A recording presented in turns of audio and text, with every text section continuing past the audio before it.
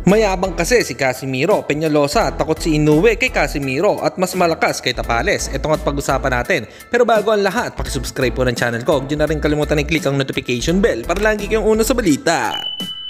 Mabagal na laban ang aasahan, balita sa mga pambato na isasalang, pasabog na video, lahat yan nandito.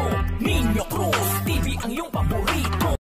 Pag-usapan niya po natin mga kaboxing, galing sa Pinoy legend boxer, former world champion Jerry Peñalosa ay nagbigay ng komento kay Marlon Tapales, Naoya Inoue at kay Cuadro Alas kung siya daw ang tatanungin kung sino ang mas malakas, kung si Tapales daw ba or si Casimiro. Mas pinili niya si Cuadro Alas at malaki ang tsansa na manalo kay Japanese Monster Naoya Inoue.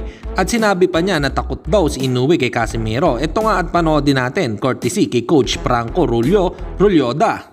Dapat paghandaan at gawin ni Tapales pag nilabanan niya si Inoue? Tapales kasi magaling din ang boksingero eh. Completo rin eh. Yung masabi ko siguro na stamina na makipag-compete siya from first to 12 rounds. Tibay for sure. Talagang patibayan niya yung katawan niya kasi alam natin si Inoue talagang magaling mandukot sa katawan eh. Ang galing niya mag-fix sa taas o sa mukha. At biglang biglang kasunod nun sa baba na sa katawan. So talagang tingin ko kaya naman siguro makipagsabayan. So who knows, baka siyang makauna di maswerte. Trust me, I'll tell you honestly, Casimiro mas malaking chance na manalo. I give you one reason. Si Casimiro kasi talagang malakas.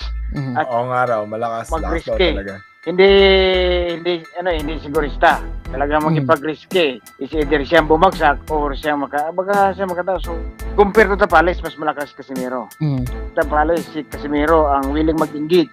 Baka hindi pabagsakin mo siya, basta, sa kanya, what if ako makauna, may lakas ako.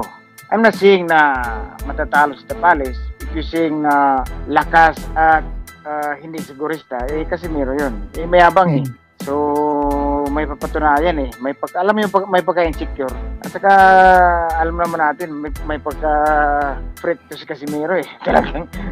Talagang ako, maraming ayaw ni Casimiro. Baka iba ayaw. Ako, aside as a Filipino, gusto ko siya. And beside nun, it's a panoorin eh. Hindi lang siya nagsasalita. Talagang ginagawa yung mga sinasabi niya. Pag hindi niya ginagawa yun, wala na. Baga, ka na lang hanggang trust talk ka na lang. Patuloy siyang mananalo at mabigay ng magandang laban. At lalo na pag impressive yung panalo niya, siyempre, as Pilipino, supportahan natin siya. But for me, Tapales is mas may skills compared to Casimiro. Kaso lang, nangyari si Casimiro, willing magkipag-engage eh. And that's the only way na manalo kay Inoue. Kasi aminin natin, pag nagkipag-picture taking ka sa taas ng ring kay Inoue, talagang babasagin ka dahan-dahan. Si Tapales, baga methodical eh. Baga dahan-dahan ka rin yung baga may style eh. Magaling, magandang style. Hindi kailangan yung pag si Inoue ang yung kalaban mo, mahirap ma-outback si Inoue. Unlike si Casimiro, ibang style eh. Magkaiba. Si Casimiro, parang like sinabi ko, magkipag-engage eh.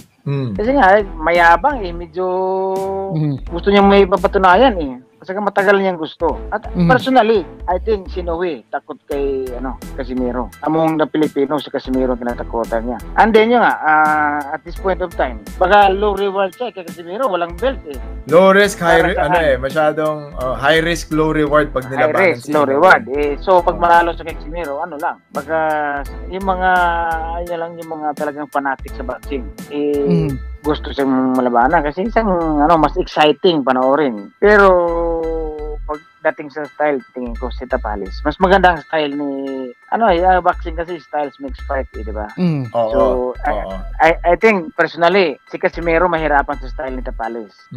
Si Inoue tingin ko mas gusto ni Inoue kalabanin si Tapales. Si Casimiro gusto niya kalabanin si Inoue kasi magkipag-engage pareho sila eh. So what if makauna si Casimiro? So pero both Filipino boxer may mga chance against Inoue. But sa nangyari kasi Casimiro mas malakas compare kay Tapales. Mas makipag-engage. Siguro sa Tapales magandang style. Slowly but surely sa Tapales Saka mas technical compared to Casimiro. Pero hindi yung style yung ganun ang magtalo kay Inoue. Kailangan ng style ni Casimiro. Malamang maraming hindi mag-agree sa akin, pero yan ang nakikita ko. Very controversial po kasi talaga. Ayaw ni Inoue labanan si Casimiro, that's for sure. Kasi alam niya na may tulog siya para kasing hanggang ngayon nakikita ko para paring alam niyo na parang bagong labas sa sa lungga na naghanap ng kalaban.